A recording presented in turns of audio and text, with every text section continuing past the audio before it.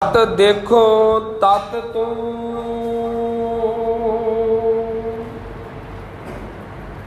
जो हम जंत बजावते टूट गई सब तार। जंत बेचारो क्या करे जो चलो बजावन हार।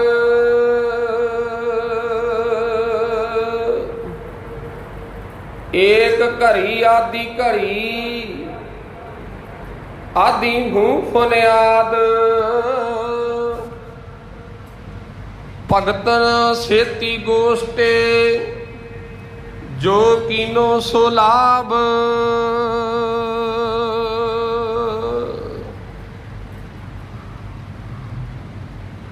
सतनाम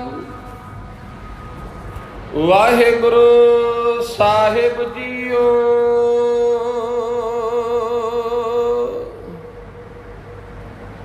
सतनाम वाहेगुरु साहिब जीओ।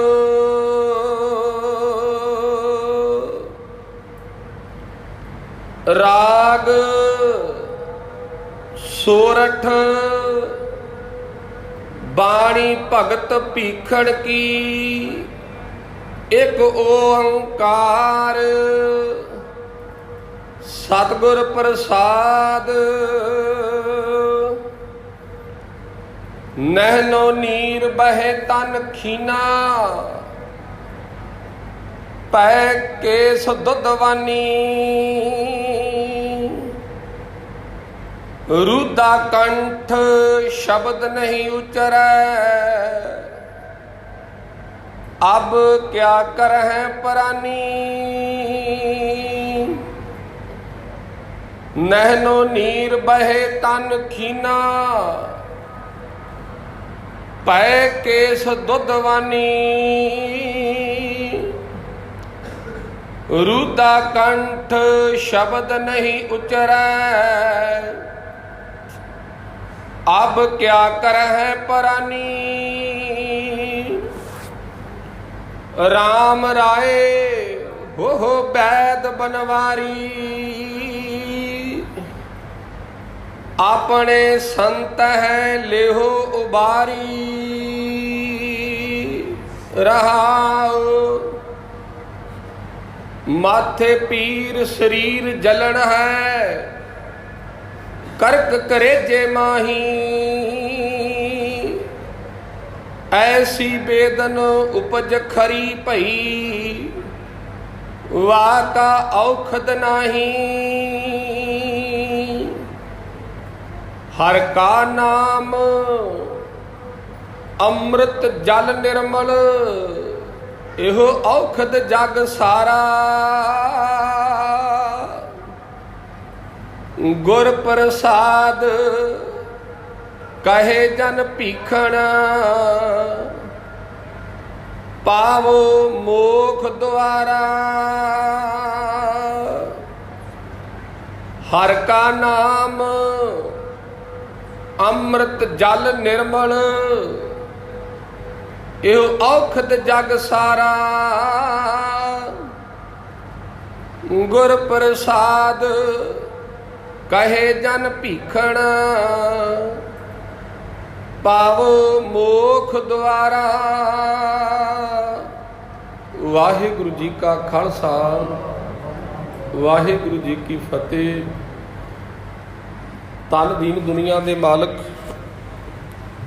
गुरु ग्रंथ साहब सच्चे पातशाह जियां दी पाक ते पवित्र बारगाह अंदर जुड़ मिल बैठे गुरु रूप गुरु खालसा साध संगत जीओ। वड्डियां भागां वालिओ जीवन के रजेवियां भरे समय विचों समा कढ करके गुरु दरबार विच आए हो। ये मन है ਜਿਹੋ जी मन नूं खुराक दिती जाती है मन मुरीद बन जाता है। शेरां दा बच्चा भेडां दे झुंड विच चलिया गया।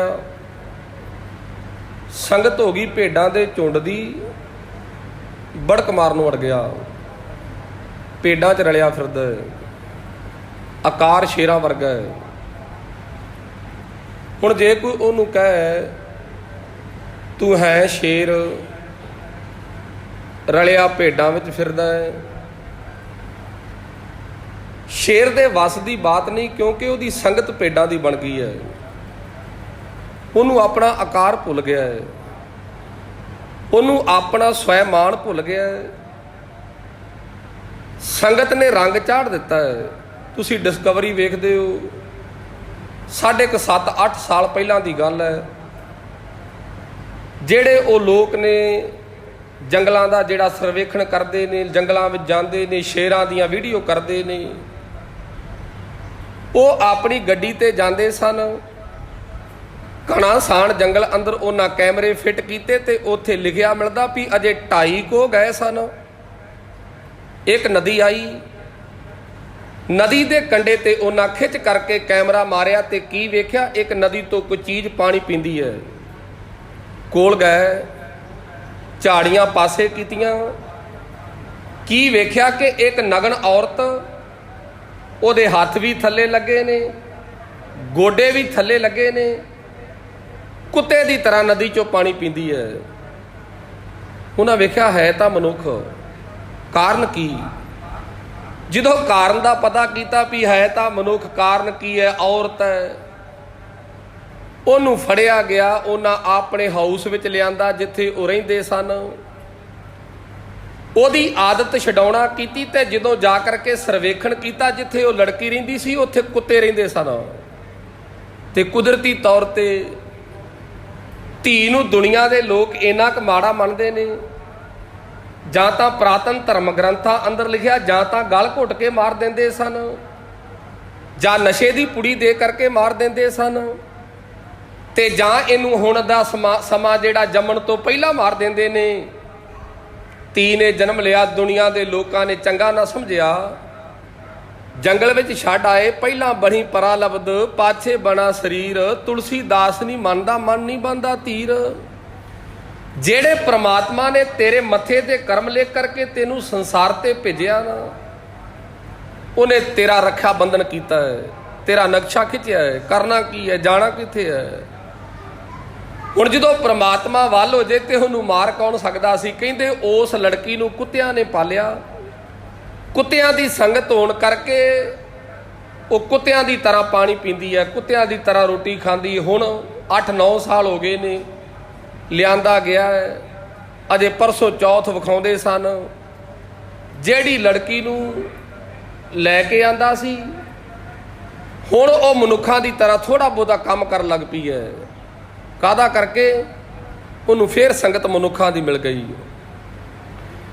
ਦੀਨ ਦੁਨੀਆ ਦੇ ਮਾਲਕ ਕਹਿੰਦੇ ਸਾਰਾ ਕੁਝ ਸੰਗਤ ਦੇ ਨਾਲ ਹੈ।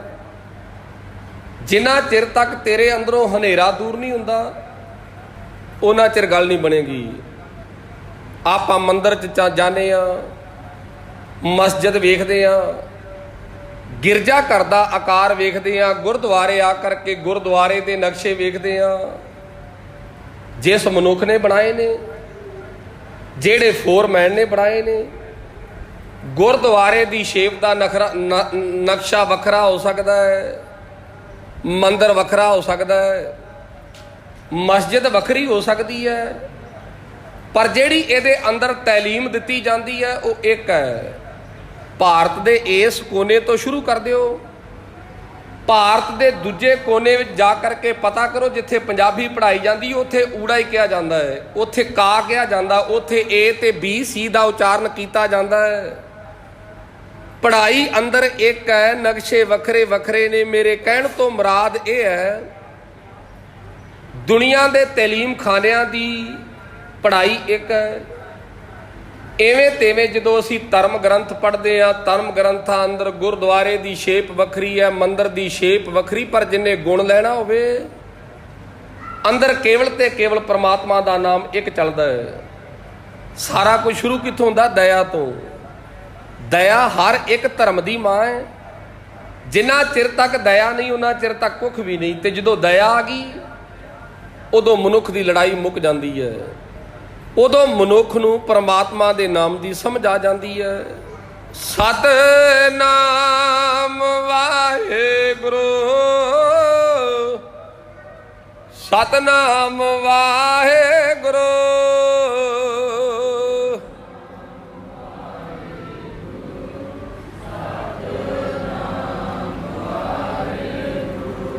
ਸਤਨਾਮ ਵਾਹਿਗੁਰੂ ਸਤਨਾਮ ਵਾਹਿਗੁਰੂ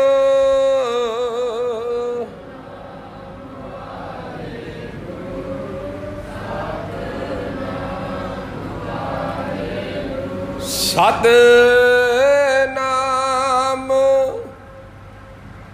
ਵਾਹਿਗੁਰੂ ਸਤਨਾਮ ਵਾਹਿਗੁਰੂ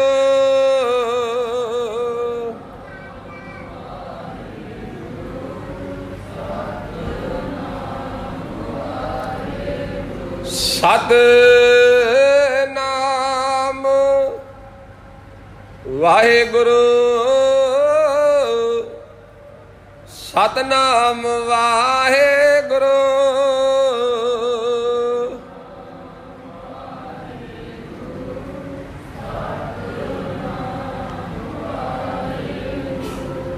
ਭਗਤ ਬਾਬਾ ਭੀਖਣ ਜੀ ਕਹਿੰਦੇ ਨੇ ਸੋਰ ਠਰਾਕ ਦੀ ਬਾਣੀ ਹੈ। ਹਰ ਇੱਕ ਭਗਤ ਨੇ ਹਰ ਇੱਕ ਰੱਬ ਦੇ ਪਿਆਰੇ ਨੇ ਗੱਲ ਇੱਕ ਓੰਕਾਰ ਤੋਂ ਸ਼ੁਰੂ ਕੀਤੀ ਹੈ। ਉਹ ਇੱਕ ਹੈ। ਹਰ ਇੱਕ ਧਰਮ ਗ੍ਰੰਥ ਇਹ ਗੱਲ ਕਹਿੰਦਾ ਤੇਰੇ ਅੰਦਰ ਸੱਚ ਚਾਹੀਦਾ ਹੈ। ਹਰ ਇੱਕ ਵੇਦ ਤੇ ਸ਼ਾਸਤਰ ਇਹ ਗੱਲ ਕਹਿੰਦੇ ਤੇਰੇ ਤੇ ਗੁਰੂ ਦੀ ਕਿਰਪਾ ਚਾਹੀਦੀ ਹੈ। ਤੇ ਫਿਰ ਆ ਕਰਕੇ ਜਗਿਆਸੂ ਕਹਿੰਦਾ ਪ੍ਰਸਾਦ ਤੋਂ ਭਾਵ ਹੈ ਰਹਿਮਤ ਹੋ ਜਾਏ, ਗੁਰੂ ਦੀ ਨਿਗਾਹ ਵਿੱਚ ਆ ਜਾਏ। ਪਰ ਭਗਤ ਸਾਹਿਬਾਨ ਕਹਿੰਦੇ ਨੇ ਨੈਣੋ ਨੀਰ ਬਹਿ ਤਨ ਖੀਨਾ ਭੈ ਕੇਸ ਦੁੱਤਵਾਨੀ ਰੂਤਾ ਕੰਠ ਸ਼ਬਦ ਨਹੀਂ ਉਚਰੈ ਅਬ ਕਿਆ ਕਰਹਿ ਪ੍ਰਾਨੀ। ਭਾਵ ਹੈ ਮਨੁੱਖ ਤੇਰੀ ਬਾਲਪਣ ਤੋਂ ਉਮਰ ਆਰੰਭ ਹੋਈ, ਜਵਾਨੀ ਵਿੱਚ ਗਿਆ, ਜਵਾਨੀ ਚੋਂ ਬੁਢੇਪੇ ਵਿੱਚ ਗਿਆ ਤੇ ਬੁਢੇਪੇ 'ਚ ਜਦੋਂ ਚਾਰ ਪਈ ਤੇ ਪਿਆ, ਪਹਿਲੇ ਪਿਆਰ ਲੱਗਾ ਥਣ ਦੁੱਧ, ਦੂਜੇ ਮਾਏ ਬਾਪ ਕੀ ਸੁਧ, ਤੀਜੇ ਭਈਆ ਭਾਬੀ ਬੇਬ, ਚੌਥੇ ਪਿਆਰ ਉਪੰਨੀ ਖੇਡ। ਜਦੋਂ ਨਕਸ਼ਾ ਇੱਕਦਮ ਤੇਰੇ ਨੇਤਰਾਂ ਦੇ ਗਾੜੀਆਂ ਦੀ ਲੰਘਿਆ, ਅੱਖਾਂ 'ਚੋਂ ਨੀਰ ਵਗਦਾ, ਅੱਖਾਂ 'ਚ ਗਿੱਡ ਉਤਰ ਆਉਂਦੀ ਹੈ। ਜਿਹੜੇ ਦੁੱਧ ਵਰਗੇ ਕੇਸ ਸਨ, ਕਾਲੇ ਕੇਸ, ਉਹ ਦੁੱਧ ਵਰਗੇ ਹੋਏ ਨੇ। ਹੁਣ ਇੱਥੇ ਜਾ ਕਰਕੇ ਇੱਕ ਸਵਾਲ ਪੈਦਾ ਹੁੰਦਾ ਵੀ ਇੰਨੀ ਲੰਮੀ ਆਰਜੂ ਕੱਢ ਲਈ, ਅਜੇ ਤੱਕ ਉਸ ਪ੍ਰਮਾਤਮਾ ਦਾ ਨਾਮ ਨਹੀਂ ਲਿਆ, ਅਜੇ ਤੱਕ ਹਿਰਦੇ ਅੰਦਰ ਚਾਨਣ ਨਹੀਂ ਕੀਤਾ। ਇੱਕ ਮੰਦਰ, ਇੱਕ ਧਰਮ ਅਸਥਾਨ, ਇੱਕ ਰਾਜੇ ਦਾ ਮਹਿਲ ਕੋਈ ਲਾ ਲਓ। ਜੇ ਕਿਤੇ 100 ਸਾਲ ਤੱਕ ਬੰਦ ਰਵੇ, ਬੰਦ, ਖਿੜਕੀਆਂ ਬੰਦ ਕਰ ਦਿੱਤੀਆਂ ਜਾਣ, ਦਰਵਾਜ਼ੇ ਬੰਦ ਕਰ ਦਿੱਤੇ ਜਾਣ, ਅੰਦਰ ਮੋਟਾ ਪਰਦਾ ਲਾ ਦਿੱਤਾ ਜਾਵੇ ਤੇ 100 ਸਾਲ ਬਾਅਦ ਮੁੜ ਕੇ ਜਾ ਕਰਕੇ ਖੋਲ੍ਹਿਆ ਜਾਏ। ਜਿਹੜੇ ਚੁੰਚ ਗਿਆਨੀ ਨੇ, ਜਿੰਨਾ ਕਰਨਾ ਕੁਝ ਨਹੀਂ, ਉਹ ਕਹਿੰਦੇ ਵੀ ਜਿੰਨਾ ਸਮਾਂ ਅਸੀਂ ਯਾਤਰਾ ਕਰਕੇ ਆਏ ਓਨਾ ਸਮਾਂ ਵਾਪਸ ਜਾਣ ਤੇ ਲੱਗੇਗਾ। ਭਾਵ ਜਿੰਨੇ ਮਨੁੱਖ ਪਾਪ ਕਰਦਾ ਹੈ ਉਹਨੇ ਜੇਕਰ ਪੁੰਨ ਕਰੇਗਾ ਤੇ ਫਿਰ ਗੱਲ ਬਣੇਗੀ। ਦੀਨ ਦੁਨੀਆ ਦੇ ਮਾਲਕ ਕਹਿੰਦੇ ਨੇ ਨਹੀਂ ਸਿੱਖਾ, ਇੱਥੇ ਅਕਲ ਦੀ ਗੱਲ ਹੈ। ਜਦੋਂ ਤੈਨੂੰ ਅਕਲ ਆ ਗਈ ਤੇਰੀ ਉਦੋਂ ਗੱਲ ਬਣ ਜਾਏਗੀ, ਜਦੋਂ ਤੈਨੂੰ ਸੋਝੀ ਆ ਗਈ ਤੇਰੀ ਉਦੋਂ ਗੱਲ ਬਣੇਗੀ। ਆਪਾਂ ਮੰਦਰ 'ਚ ਗਏ, 100 ਸਾਲ ਦਾ ਅੰਦਰ ਹਨੇਰਾ ਹੈ, ਦਰਵਾਜ਼ਾ ਖੋਲ੍ਹ ਕਰਕੇ ਜਾਂ ਤਾਂ ਲਾਲਟਨ ਜਗਾ ਦਿਓ ਜਾਂ ਕਿਤੇ ਬੱਤੀ ਜਗਾ ਦਿਓ ਤੇ ਹਨੇਰਾ ਸਕਿੰਟਾਂ 'ਚ ਦੂਰ ਹੋ ਜਾਂਦਾ ਹੈ। ਇੱਕ 100 ਸਾਲ ਦਾ ਹਨੇਰਾ ਅੱਖ ਦੇ ਪਲਕੇ ਦੇ ਨਾਲ ਦੂਰ ਹੋ ਗਿਆ।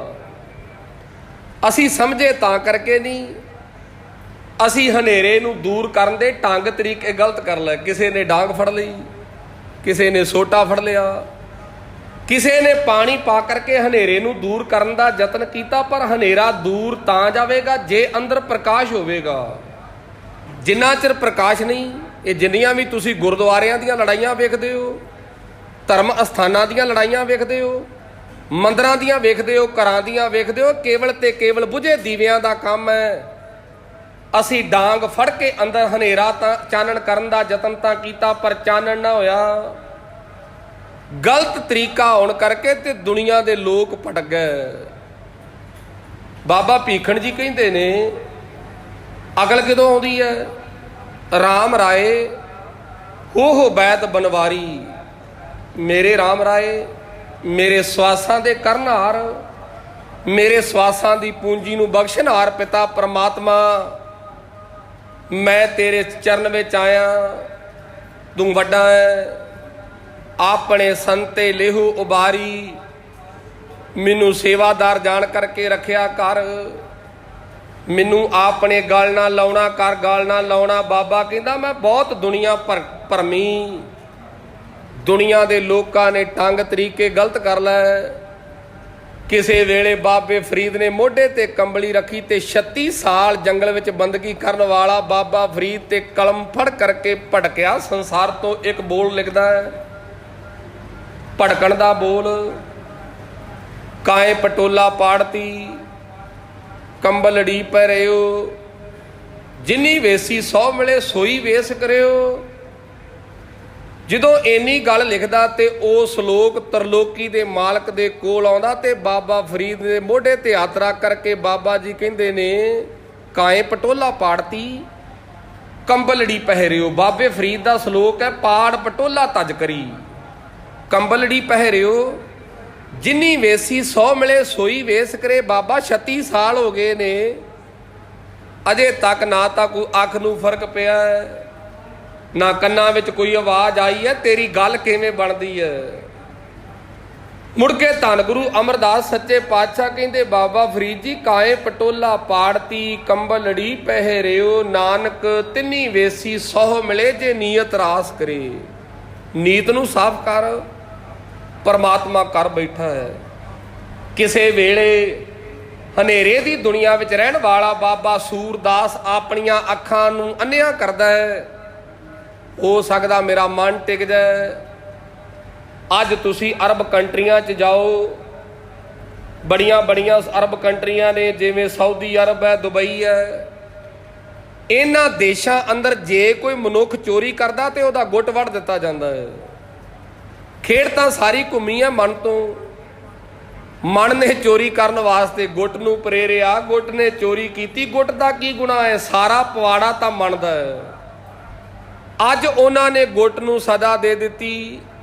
ਐਵੇਂ ਤੇਵੇਂ ਧਰਮ ਗ੍ਰੰਥ ਦੇ ਪੈਰੋਗਾਰ, ਕਿਸੇ ਨੇ ਆਪਣੇ ਨੇਤਰ ਅੰਨੇ ਕਰ ਲਏ, ਕਿਸੇ ਨੇ ਘਰ-ਬਾਰ ਤਿਆਗ ਕਰਕੇ ਬੰਦਗੀ ਕਰਨੀ ਆਰੰਭ ਕਰ ਦਿੱਤੀ। ਇੱਥੇ ਬਾਬਾ ਸੂਰਦਾਸ ਜੀ, ਬਾਬਾ ਭੀਖਣ ਜੀ ਆੜਾ ਕੱਢਦੇ ਨੇ, ਮੇਰੇ ਆਪ ਦੇ ਵਸ ਕੋਈ ਨਹੀਂ, ਆਪਣੇ ਸੰਤੇ ਲੇਹੋ ਉਬਾਰੀ, ਆਪਣਾ ਜਾਣ ਕਰਕੇ ਰੱਖਿਆ ਕਰ। ਨਾ ਜੰਗਲ ਵਿੱਚ ਭੜਕਣ ਦੇ ਨਾਲ ਗੱਲ ਬਣਦੀ ਹੈ, ਨਾ ਆਪਣੇ ਮੱਥੇ ਤੇ ਕੋਈ ਧਰਮ ਦਾ ਵੱਡਾ ਲੈਵਲ ਲਵਾ ਕਰਕੇ ਪੀਏ ਬਹੁਤ ਵੱਡਾ ਪੰਡਤ ਹੈ ਤਾਂ ਗੱਲ ਬਣਦੀ ਹੈ।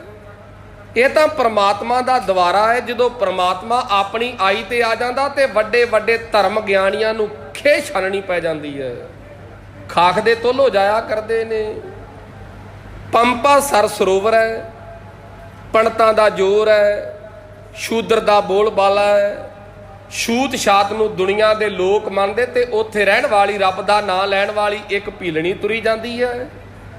ਮਨ ਕਰਕੇ ਅੰਦਰੋਂ ਆਵਾਜ਼ ਆਈ, ਭੀਲਣੀ ਤੂੰ ਰਾਮ ਭਗਵਾਨ ਨੂੰ ਜੰਗਲ ਵਿੱਚ ਲੱਭਦੀ ਫਿਰਦੀ ਐ, ਵਣਾ ਵਿੱਚ ਲੱਭਦੀ ਫਿਰਦੀ ਐ, ਕਦੇ ਸਰੀਰ ਦੀ ਸਫਾਈ ਵੀ ਕਰ ਲਿਆ ਕਰ। ਇੱਕ ਪੰਪਾ ਸਰ ਸਰੋਵਰ ਆਇਆ ਈ, ਇੱਥੇ ਇਸ਼ਨਾਨ ਕਰ।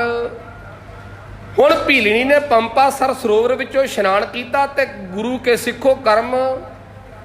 ਉਦੋਂ ਪਹਿਰ ਰਾਤ ਰਹਿੰਦਿਆਂ ਪਹਿਰ ਲੱਗ ਗਿਆ ਹੈ, ਪਹਿਲਾ ਪਹਿਰ ਸ਼ੁਰੂ ਹੋ ਗਿਆ ਹੈ।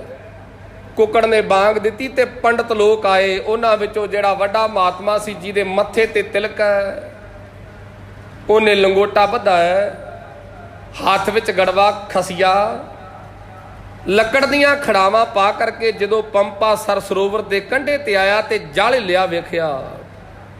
ਚੇਲੇ ਨੂੰ ਆਵਾਜ਼ ਮਾਰੀ, ਅੱਜ ਕੀ ਗੱਲ ਹੈ?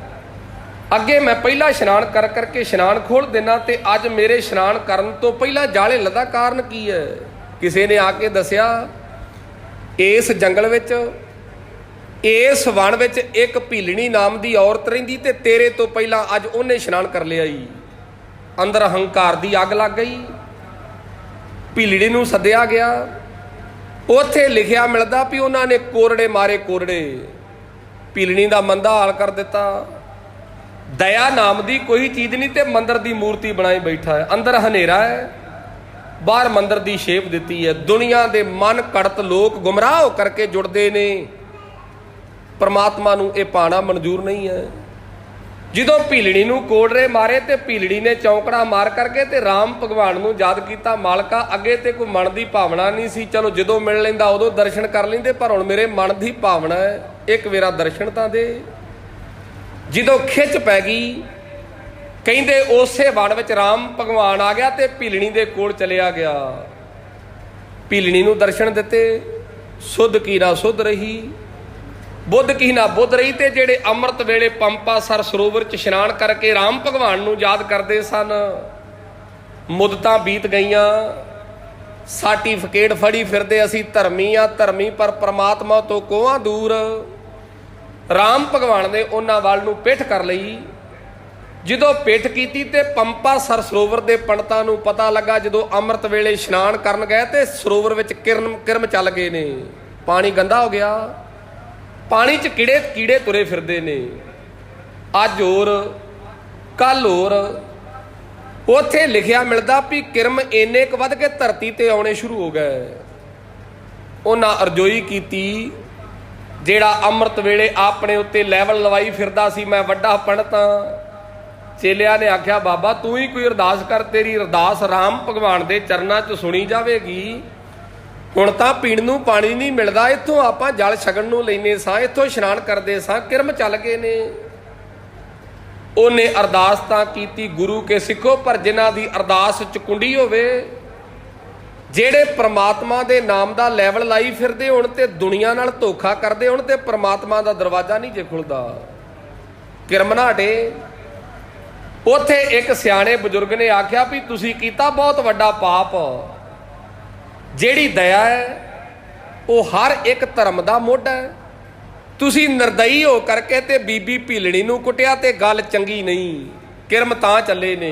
ਪਤਾ ਲੱਗਾ ਵੀ ਇਸੇ ਵਾਣ ਵਿੱਚ ਰਾਮ ਭਗਵਾਨ ਆਏ ਨੇ।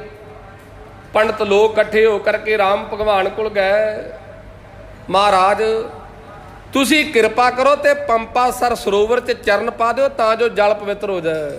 ਹੁਣ ਰਾਮ ਭਗਵਾਨ ਤਾਂ ਜਾਣਦਾ 14 ਕਲਾ ਅਵਤਾਰ ਹੈ ਵੀ ਜਿਹੜਾ ਪੰਪਾ ਸਰ ਸਰੋਵਰ ਦਾ ਜਲ ਹੈ ਇਹ ਕੇਵਲ ਤੇ ਕੇਵਲ ਭੀਲਣੀ ਨੂੰ ਕੁੱਟਣ ਕਰਕੇ ਹੋਇਆ ਤੇ ਭੀਲਣੀ ਦੀ ਪ੍ਰਮਾਤਮਾ ਨਾਲ ਯਾਰੀ ਹੈ। ਉਹ ਰੱਬ ਕਰਦੀ ਫਿਰਦੀ, ਜਿਹਦੀ ਰੱਬ ਨਾਲ ਯਾਰੀ ਹੋਵੇ ਪ੍ਰਮਾਤਮਾ ਉਹਦੇ ਅੰਗ ਸੰਗ ਹੈ।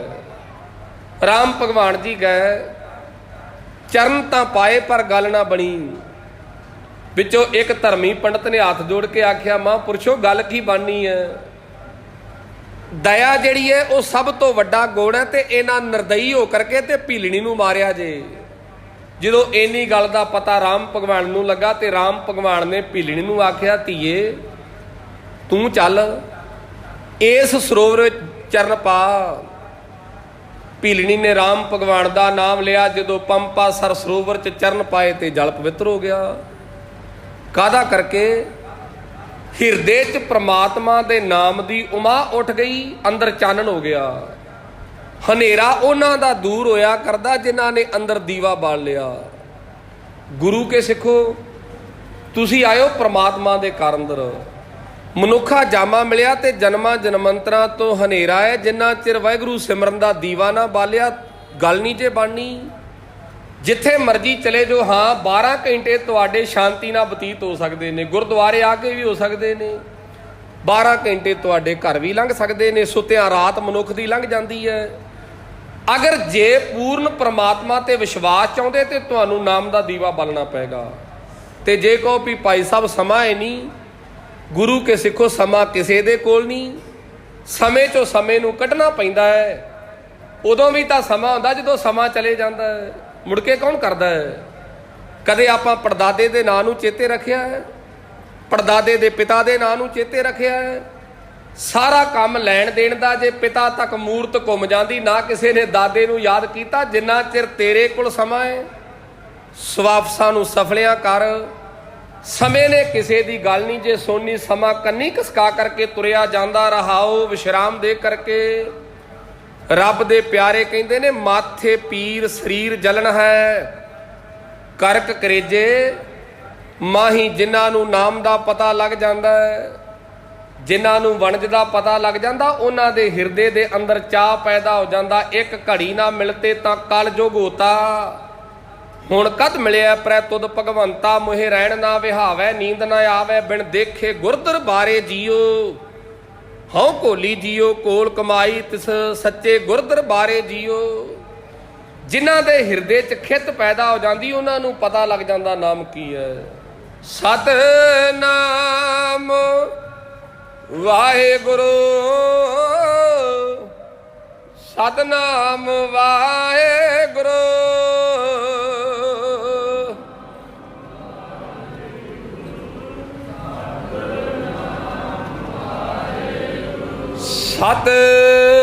ਸਤਿਨਾਮ ਵਾਹਿਗੁਰੂ,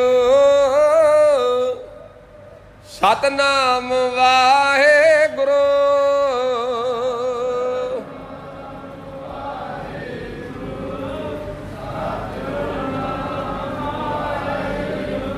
ਇੱਥੇ ਭਗਤ ਸਾਹਿਬਾਨ ਜੀ ਕਹਿੰਦੇ ਨੇ ਹਰ ਕਾ ਨਾਮ ਅੰਮ੍ਰਿਤ ਜਲ ਨਿਰਮਲ ਹੈ, ਤਾਂ ਨਿਰਮਲ ਹੈ ਤਾਂ ਪਵਿੱਤਰ।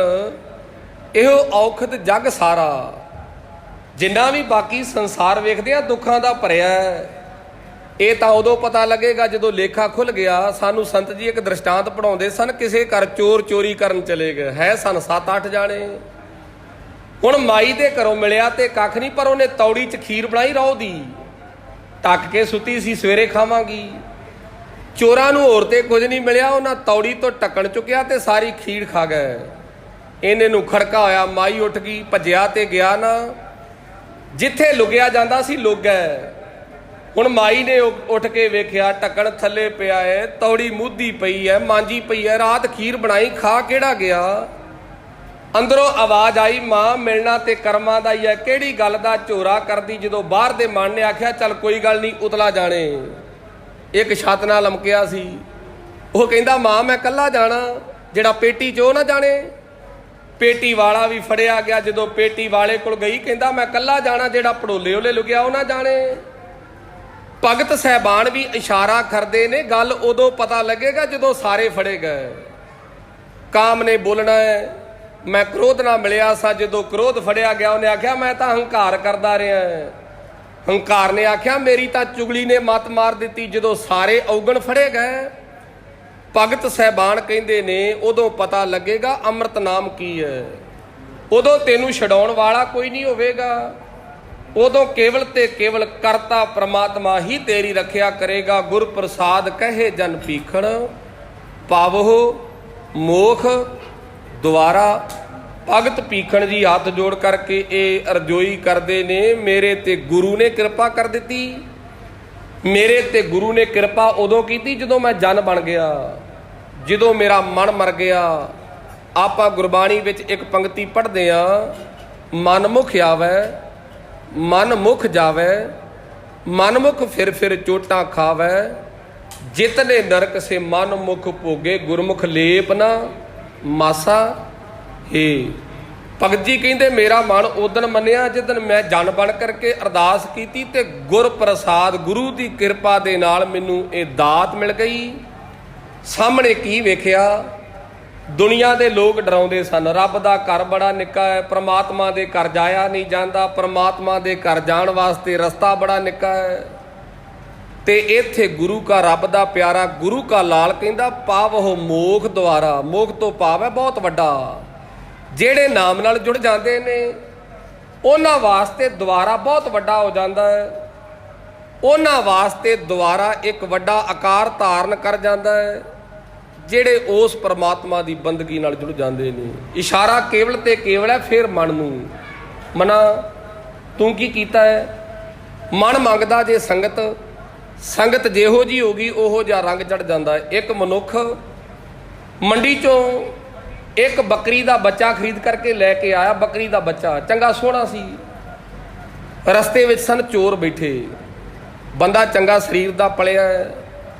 ਚੋਰਾਂ ਦੇ ਮਨ 'ਚ ਖਿਆਲ ਆਇਆ ਵੀ ਜਿਹੜਾ ਮਨੁੱਖ ਬੱਕਰੀ ਦਾ ਬੱਚਾ ਚੁੱਕੀ ਆਉਂਦਾ, ਜੇ ਜ਼ੋਰ ਕਰਕੇ ਇਹਦੇ ਕੋਲੋਂ ਬੱਚਾ ਖੋਇਆ ਤੇ ਖੋਇਆ ਨਹੀਂ ਜਾਣਾ।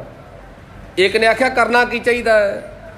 ਦੂਜਾ ਕਹਿੰਦਾ ਵਿਉਂਤਬੰਦੀ ਮੈਂ ਕਰਾਂਗਾ, ਤੁਸੀਂ ਸਾਥ ਦਿਓ। ਉਹਨੇ ਆਖਿਆ ਉਹ ਕੀ ਹੈ? ਉਹਨੇ ਆਖਿਆ ਬੰਦੇ ਆ ਆਪਾਂ ਤਿੰਨ, ਇੱਕ ਕਿਲੋਮੀਟਰ ਤੇ ਜਾ ਕਰਕੇ ਖਲੋ ਜਾਈਏ।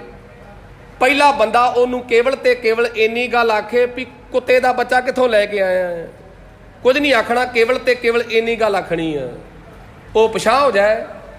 1 ਕਿਲੋਮੀਟਰ ਤੱਕ ਦੂਜਾ ਜਾਵੇ ਤੇ ਦੂਜਾ ਕਵੇ ਆ ਜਿਹੜਾ ਕੁੱਤੇ ਦਾ ਬੱਚਾ ਤੂੰ ਮੋਢੇ ਤੇ ਰੱਖੀ ਫਿਰਦਾ, ਇਹਦੇ ਨਾਲ ਇਹ ਕਿੱਥੋਂ ਲੈ ਕੇ ਆਂਦਾ ਜੀ?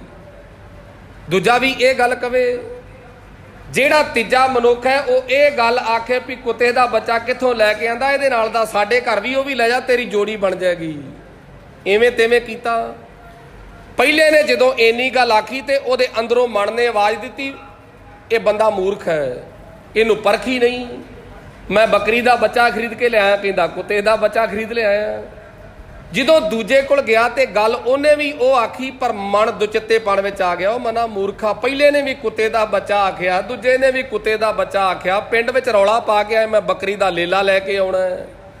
ਜੇ ਪਿੰਡ 'ਚ ਚਲੇ ਗਏ ਵਾਕਿਆ ਕੁੱਤੇ ਦਾ ਬੱਚਾ ਆਇਆ, ਦੁਨੀਆ ਦੇ ਲੋਕਾਂ ਤੇ ਟਿਚਰਾਂ ਨਾ ਮਾਰ ਦੇਣਾ। ਜਦੋਂ ਦੂਜੇ ਨੇ ਇਹ ਗੱਲ ਆਖੀ ਤੇ ਮਨ ਜਿਹੜਾ ਸੀ ਉਹ ਦੁਚਿੱਤੇਪਣ ਵਿੱਚ ਪੈ ਗਿਆ। ਉਹੀ ਮਨ ਜਿਹੜਾ ਸੰਬੋਧਨ ਕਰਕੇ, ਜਿਹੜੇ ਮਨ ਨੇ ਥਿਰ ਇਰਾਦਾ ਕਰ ਕਰਕੇ ਇੱਕ ਲੇਲੇ ਨੂੰ ਖਰੀਦ ਕਰਕੇ ਲਿਆਂਦਾ, ਤੇ ਉਹੀ ਮਨ ਦੁਚਿੱਤੇਪਣ ਵਿੱਚ ਪੈ ਗਿਆ। ਜਦੋਂ ਤੀਜੇ ਕੋਲ ਗਿਆ ਉਹਨੇ ਆਖਿਆ ਇਹਦੇ ਨਾਲ ਦਾ ਸਾਡੇ ਘਰ ਵੀ ਹੈਗਾ, ਜਾ ਲੈ ਜਾ, ਤੇਰੀ ਜੋੜੀ ਬਣ ਜਾਏਗੀ। ਹੁਣ ਅੰਦਰੋਂ ਆਵਾਜ਼ ਆਈ ਹੈ ਹੀ ਕੁੱਤੇ ਦਾ ਬੱਚਾ ਹੈ। ਥੋੜਾ ਜਿਹਾ ਅਗਾਂਹ ਗਿਆ ਤੇ ਲੇਲਾ ਛੱਡ ਦਿੱਤਾ। ਚੋਰਾਂ ਨੇ ਲੇਲਾ ਚੁੱਕਿਆ ਤੇ ਰਾਹ ਪੈ ਗਏ।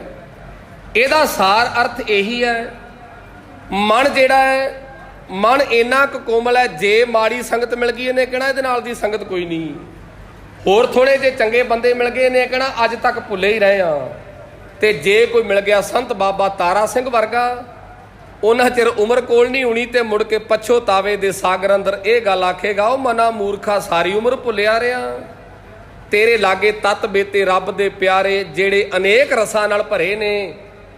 ਤੂੰ ਕੇਵਲ ਤੇ ਕੇਵਲ 9 ਇੰਦਰੀਆਂ ਦੇ ਰਸ ਨੂੰ ਰੋਈ ਜਾਣਾ। ਸਾਧੂ ਲੋਕਾਂ ਦੇ ਕੋਲ ਅਨੇਕ ਰਸ ਨੇ, ਤੇ ਜਦੋਂ ਉਹਨਾਂ ਦੇ ਕੋਲੋਂ ਇੱਕ ਰਸ ਦਾ ਆਨੰਦ ਆਇਆ, ਵਾਹਿਗੁਰੂ ਸਿਮਰਨ ਦੇ ਰਸ ਦਾ ਹੀ ਇੰਨਾ ਕੁ ਆਨੰਦ ਹੈ, ਦੁਨੀਆ ਦੇ ਲੋਕਾਂ ਨੂੰ ਹੋਰ ਚਾਹੀਦਾ ਕੀ ਹੈ? ਦੇਂਦਾ ਦੇ, ਲੈਂਦੇ ਥੱਕ ਪਾਹੇ। ਜਦੋਂ ਪ੍ਰਮਾਤਮਾ ਦਾ ਦਰਵਾਜ਼ਾ ਖੁੱਲ ਗਿਆ, ਨਾਮ ਦੀ ਦਾਤ ਮੰਗੀ ਤੇ ਨਾਮ ਦੇ ਨਾਲ ਸਾਰਾ ਕੁਝ ਆ ਜਾਏਗਾ ਜੋ ਪ੍ਰਮਾਤਮਾ ਦੇ ਘਰ ਹੈ। ਤੇ ਉਹਦੇ ਘਰ ਮਾਇਆ ਵੀ ਤਰਲੇ ਕਰਦੀ ਫਿਰਦੀ ਹੈ। ਇਸ ਕਰਕੇ ਭਗਤ ਜੀ ਕਹਿੰਦੇ ਨੇ ਗੁਰੂ ਦੀ ਕਿਰਪਾ ਦੇ ਨਾਲ ਮਨ ਥਿਰ ਵਿੱਚ ਆਉਂਦਾ ਜੇ, ਗੁਰੂ ਦੀ ਕਿਰਪਾ ਦੇ ਨਾਲ ਗੱਲ ਬਣਦੀ ਹੈ। ਆਪਣੇ ਮਨ ਨੂੰ ਟਿਕਾ ਕਰਕੇ, ਭੱਜਣ ਤੋਂ ਹੋੜ ਕਰਕੇ, ਪ੍ਰਮਾਤਮਾ ਤੇ ਪੂਰਨ ਭਰੋਸਾ ਰੱਖ ਕਰਕੇ ਆਪਣੇ ਜੀਵਨ ਨੂੰ ਤਨ ਕਰੋ। ਰੰਗ ਲਾਗਤ ਲਾਗਤ ਲਾਗਤ ਹੈ, ਭੈ ਭਾਗਤ ਭਾਗਤ ਭਾਗਤ ਹੈ। ਸਤਿਨਾਮ ਵਾਹਿਗੁਰੂ, ਸਤਿਨਾਮ ਵਾਹਿਗੁਰੂ,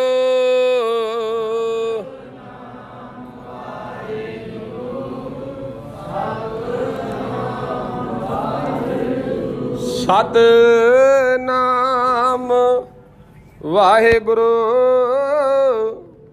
ਸਤਿਨਾਮ ਵਾਹਿਗੁਰੂ।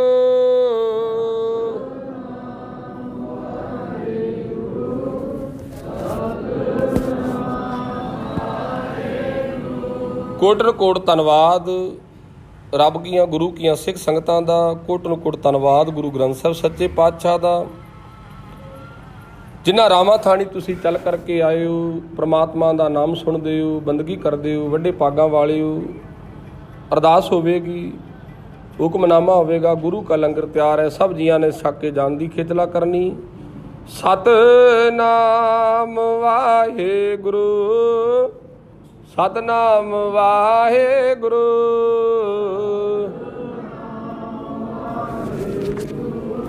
ਸਤਿਨਾਮ ਵਾਹਿਗੁਰੂ ਵਾਹਿਗੁਰੂ ਜੀ ਕਾ ਖਾਲਸਾ ਵਾਹਿਗੁਰੂ ਜੀ ਕੀ ਫਤਿਹ।